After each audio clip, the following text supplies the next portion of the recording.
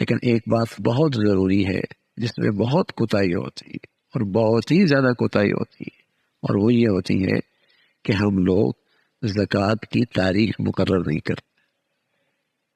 یہ بڑی کوتاہی ہوتی ہے۔ اور بھائی اگر زکوٰۃ کی آپ تاریخ مقرر نہیں کریں گے تو زکوٰۃ میں گڑبڑ ہو جائے گی، زکوٰۃ صحیح ادا نہیں ہو۔ اور تاریخ بھی اسلامی مقرر کرنی چاہیے، کیونکہ انگریزی میں دنوں میں سال کے لحاظ سے فرق آتا رہتا ہے۔ اسلامی تاریخ مقرر کریں اور ہر سال اس تاریخ پہ اپنی تمام مالیات کا حساب مکمل کر لیا کریں۔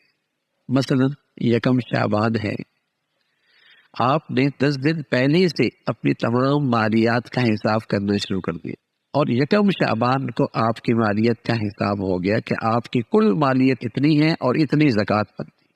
بس یہ ضروری ہے۔